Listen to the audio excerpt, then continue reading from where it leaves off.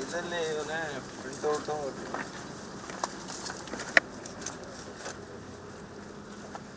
So 1 ಎಕರೆ ಇದೆ. ಹಾಂ sir, ಹಾಗೆ ಇಟ್ಕೊಳ್ಳಿ. ಪ್ರತಿ ವರ್ಷ ಎಷ್ಟು ಟನ್ ಆಗ್ತಾ ಇದೆ ಸರ್? ಲಾಸ್ಟ್ ಇರೋ 1 ಎಕರೆ ನೀವು ಇದುವರೆಗೂ 20 ಟನ್ ಬೆಳೆದಿಲ್ಲ. ಚಿಕ್ಕಬಳ್ಳಾಪುರ ತಾಲೂಕಿನ ದೀಪೂರು ಗ್ರಾಮ ಪಂಚಾಯಿತಿ ವ್ಯಾಪ್ತಿಯಲ್ಲಿ ಭಾರೀ ಮಳೆ ಹಾಗೂ ಆಲಿಕಲ್ಲು ಮಳೆಯಿಂದ ದ್ರಾಕ್ಷಿ ಸೇರಿದಂತೆ ವಿವಿಧ ಬೆಳೆಗಳು ನಾಶವಾಗಿದೆ. ರೈತರ ಸಂಕಷ್ಟವನ್ನು ನೇರವಾಗಿ ಅರಿಯಲು ಸಂಸದ ಡಾಕ್ಟರ್ ಕೆ ಸುಧಾಕರ್ ಅವರು ದೀಪೂರು ಗ್ರಾಮಕ್ಕೆ ಭೇಟಿ ನೀಡಿ ರೈತರಾದ ಪಾಪೇಗೌಡ, ಮೋಹನ್, ರಮೇಶ್, ವೆಂಕಟೇಶ್, ಚಂದ್ರಪ್ಪ ಮತ್ತು ಡಾಕ್ಟರ್ ಪಾಪೇಗೌಡ ಅವರ ತೋಟಗಳನ್ನು ಪರಿಶೀಲಿಸಿದ್ದಾರೆ. ಈ ವೇಳೆ ಮಾತನಾಡಿದ ಅವರು, ರಾಜ್ಯ ಸರ್ಕಾರ ಕೂಡಲೇ ಜಂಟಿ ಸಮೀಕ್ಷೆ ನಡೆಸಿ ಬೆಳೆ ಹಾನಿಯನ್ನು ವೈಜ್ಞಾನಿಕವಾಗಿ ಅಂದಾಜಿಸಿ ಸಂತ್ರಸ್ತ ರೈತರಿಗೆ ಸೂಕ್ತ ಪರಿಹಾರ ನೀಡಬೇಕು ಎಂದು ಒತ್ತಾಯಿಸಿದ್ದಾರೆ. ಈಗ ನಮ್ಮ ಸದನ ನಿನ್ನೆ ರಾತ್ರಿ ಮುಗೀತು. ದೆಹಲಿಯಿಂದ ಈಗ ತಾನೇ ನಾನು ವಿಮಾನ ನಿಲ್ದಾಣದಿಂದ ಇಲ್ಲಿಗೆ ಬಂದೆ, ಚಿಕ್ಕಬಳ್ಳಾಪುರ ತಾಲೂಕಿಗೆ. ಯಾಕೆ ಅಂದರೆ ಮೊನ್ನೆ ಅಕಾಲಿಕವಾಗಿರ್ತಕ್ಕಂಥ ಮಳೆ ಬಿತ್ತು. ಕೆಲವರ ನಮ್ಮ ರೈತರ ದ್ರಾಕ್ಷಿ ಬೆಳೆಗಳೆಲ್ಲ ಕೂಡ ಹಾಳಾಗಿತ್ತು. ಹಾಗಾಗಿ ಅದನ್ನು ವೀಕ್ಷಣೆ ಮಾಡಿ ಸಂಬಂಧಪಟ್ಟಂಥ ಅಧಿಕಾರಿಗಳ ಜೊತೆ ಕೂಡ ಬಂದಿದ್ದೀನಿ. ಮತ್ತು ದ್ರಾಕ್ಷಿ ಅಂದರೆ ನಮ್ಮ ಭಾಗದಲ್ಲಿ ದ್ರಾಕ್ಷಿ ನಾಡು ಅಂತ ಕರಿತೀವಿ ಚಿಕ್ಕಬಳ್ಳಾಪುರ.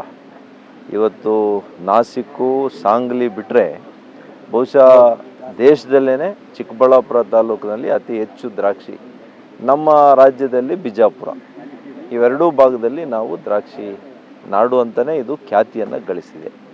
ಹಾಗಾಗಿ ಇವತ್ತು ಫಸಲ್ ಬಿಮಾ ಯೋಜನೆ ಅಡಿ ವಿಮೆಯನ್ನು ಯಾರು ಕಟ್ಟಿರ್ತಾರೆ, ಈ ರೀತಿಯಲ್ಲಿ ನಷ್ಟ ಆದಾಗ ಅವ್ರಿಗೆ ನಷ್ಟ ಆಗದಿರ ವಿಮೆ ಮೂಲಕ ಹಣವನ್ನು ಕಟ್ಕೊಡುವಂಥದ್ದು. ಈಗಾಗಲೇ ನಾನು ಯಶವಂತು ಮತ್ತು ನಮ್ಮ ನಾರಾಯಣ ಸ್ವಾಮಣ್ಣ ಅಂತೇಳಿ ಇಬ್ಬರು ರೈತರು, ಅವರು ವಿಮೆ ಕಟ್ಟಿದ್ದಕ್ಕೆ ಒಬ್ಬರಿಗೆ 5,76,000 ಬಂದಿದೆ ಕಳೆದ 3 ವರ್ಷದಲ್ಲಿ. ಅವ್ರು ಕಟ್ಟದೇ ಇದ್ದಿದ್ರೆ ಅಷ್ಟು ಕೂಡ ನಷ್ಟ ಆಗಿರೋದು. ಸುಮಾರು 6 ಲಕ್ಷ ರೂಪಾಯಿ ಇವಾಗ ಅವ್ರಿಗೆ ಬಂದಿದೆ ಅಂದರೆ ಆ ವಿಮೆ ಕಟ್ಟಿರೋದ್ರಿಂದ ಬಂದಿದೆ. ಅವ್ರು ಕಟ್ಟಿದ್ದು ಎಷ್ಟು? ಬರೀ 30,000-40,000 ಕಟ್ಟಿದ್ರು ಅಷ್ಟೇ. ಇನ್ನೊಬ್ಬರು ಬರೀ 7,000 ಕಟ್ಟಿದ್ರು, ಅವ್ರಿಗೆ 78,000 ಬಂದಿದೆ. ಹೀಗೆ ಇದ್ರ ಪ್ರಯೋಜನ ಪಡ್ಕೋಬೇಕು ರೈತರು. ನಿಮ್ಮ ಆರೋಗ್ಯವನ್ನು, ಆರೋಗ್ಯ ವಿಮೆ ಹೆಂಗೆ ಮಾಡಿಸ್ಕೊಳ್ತೀರಿ, ನಿಮ್ಮ ಬೆಳೆಗಳ ವಿಮೆಯನ್ನು ಕೂಡ ಮಾಡಿಸಿದರೆ ಮಾನ್ಯ ನರೇಂದ್ರ ಮೋದಿಯವರು ಪ್ರಧಾನಮಂತ್ರಿಗಳಾದ ಮೇಲೆ ನಿಮ್ಮ ಬೆಳೆಯ ನಷ್ಟ ಪರಿಹಾರವನ್ನು ಕೂಡ ಕಟ್ಕೊಡುವಂಥ ಒಂದು ವಿಧಾನ, ಒಂದು ಕಾರ್ಯಕ್ರಮ ಇದು. ಇದನ್ನು ಮಾಡಬೇಕು ಅಂತೇಳಿ ನಾನು ನಮ್ಮ ರೈತರಲ್ಲಿ ಮನವಿ ಮಾಡ್ತೇನೆ. ಮತ್ತು ಮುಂದಿನ ದಿನಗಳಲ್ಲಿ ಈ ಭಾಗದಲ್ಲಿ ಈಗಾಗಲೇ ನಾನು ಸಚಿವನಿದ್ದಾಗ ನಮ್ಮ ತಾಲೂಕಿನಲ್ಲಿ ಒಂದು ಕೋಲ್ಡ್ ಸ್ಟೋರೇಜನ್ನು ನಾವು ಮಾಡಿದ್ವಿ. ಅದು ಕೊನೆ ಹಂತದಲ್ಲಿ ಇದೆ ಅಂತ ಕಾಣ್ತದೆ, ಕಾಮಗಾರಿ ಎಲ್ಲ ಮುಗಿದಿರ್ಬೋದು ಅಂತ ಕಾಣಿಸ್ತದೆ. ಮತ್ತು ಇನ್ನೂ ಕೂಡ ಕೋಲ್ಡ್ ಸ್ಟೋರೇಜು ಅಧಿಕವಾಗಿ ಇಲ್ಲಿ ಬೇಕಾಗಿದೆ. ಮತ್ತು ಇದಕ್ಕೆ ಬೇಕಾಗಿರುವಂಥ ಪ್ರೊಸೆಸಿಂಗ್ ಯೂನಿಟ್ಸ್, ದ್ರಾಕ್ಷಿಗಿರ್ಬೋದು, ಮಾವಿಗಿರ್ಬೋದು, ಇದನ್ನೆಲ್ಲ ನಾನು ಈಗಾಗಲೇ ನಮ್ಮ ಕೇಂದ್ರ ಸಚಿವರಾಗಿರ್ತಕ್ಕಂಥ ನಮ್ಮ ಪಾಸ್ವಾನ್ ಅವರು, ಚಿರಾಗ್ ಪಾಸ್ವಾನ್ ಅವರಿಗೆ 2 ಬಾರಿ ಭೇಟಿಯನ್ನು ಮಾಡಿ ನಾನು ಇದನ್ನೆಲ್ಲ ಕೂಡ ಕೊಟ್ಟಿದ್ದೀನಿ. ಬಹುಶಃ ಈ ವರ್ಷದಲ್ಲಿ FPO ಆಗಲಿ ಅಥವಾ ಹೊಸ ಒಂದು ಸಹಕಾರ ಒಂದು ಸಂಘ ಇಲ್ಲೇ ಮಾಡಿಸಿ, ದ್ರಾಕ್ಷಿಗೆ ಇವತ್ತು ದ್ರಾಕ್ಷಿ ಬೆಳೆಗಾರರ ಸಂಘ ಒಂದು ಮಾಡಿಸಿ, ಮಾವು ಬೆಳೆಗಾರರ ಸಂಘ ಮಾಡಿಸಿ, ಈ ಥರ 5 FPO ಅಥವಾ ಈ ಸಂಘಗಳ ಮೂಲಕ ಈ ಒಂದು ಯೋಜನೆಯನ್ನು ಈ ವರ್ಷದಲ್ಲೇ ಪ್ರಾರಂಭ ಅಂತೂ ಮಾಡಿಸ್ತೀವಿ. ಇನ್ನು ಸಂಸದ ಸುಧಾಕರ್ ಚಿಕ್ಕಬಳ್ಳಾಪುರ ತಾಲೂಕಿನ ಕುಪ್ಪಳ್ಳಿ ಗ್ರಾಮ ಪಂಚಾಯಿತಿ ವ್ಯಾಪ್ತಿಯ ಕೊತ್ತನೂರು ಗ್ರಾಮಕ್ಕೆ ಭೇಟಿ ನೀಡಿದ್ರು. ಅಲ್ಲಿ ಪ್ರಗತಿಪರ ಯುವ ರೈತ ಯಶವಂತ್ ಅವರ ದ್ರಾಕ್ಷಿ ತೋಟವನ್ನು ವೀಕ್ಷಿಸಿದ್ದಾರೆ.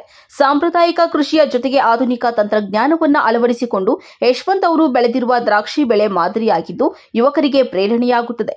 ಕೃಷಿಯಿಂದ ದೂರವಾಗುತ್ತಿರುವ ಯುವ ಜನತೆಗೆ ಇದು ಒಂದು ಉತ್ತಮ ಉದಾಹರಣೆಯಾಗಿದೆ ಎಂದರು.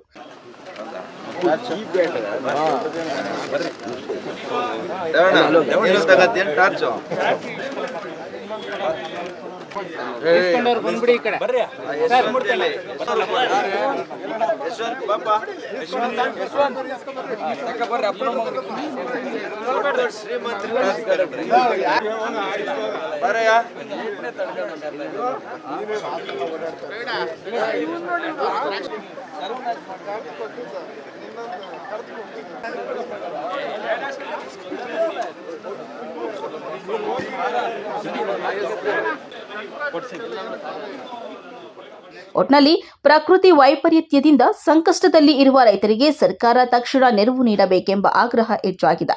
ಜೊತೆಗೆ ಯಶವಂತ್ ಅವರಂತಹ ಯುವ ರೈತರು ಕೃಷಿಯಲ್ಲಿ ಹೊಸ ಆಶಾಕಿರಣವಾಗಿದ್ದಾರೆ.